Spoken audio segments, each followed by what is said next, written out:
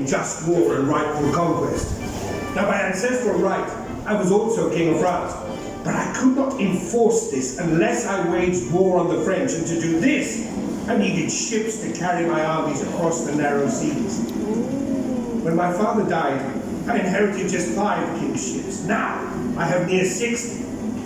The first ship I built was the Mary Rose, and I paid for her out of my own purse within 10 months of my accession to the throne. She was named for the Blessed Virgin Mary and our Tudor Rose, and she proudly bears this emblem high atop her forecastle.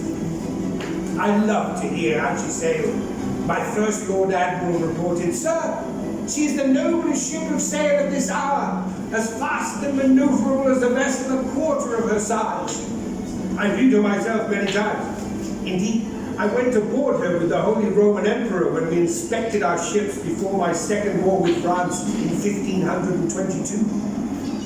My army by sea, my Navy Royale, has been one of my chief delights. I have built great dockyards and gun foundries to arm our ships and fortify our coasts. And my greatest ships have bellies bursting with guns set at ports with lids which can close. Many guns bear my titles and the marks of our Tudor Rose and the Fleur-de-Lis. And when fired, these roar and breathe smoke, causing fear and dread among my enemies. My wars at sea have seen no great battles. In fact, our recapture of Boulogne a year ago was fought on land and not at sea. But now my spies inform me that more than 200 French ships are close to England, their fearsome war galleys harassing my ships and raiding our coast. Against this, I have but 80 vessels anchored here at Portsmouth Haven. Anticipating fierce battle, I have gathered my captains for a council of war on my flagship and placed men atop the mast to keep watch.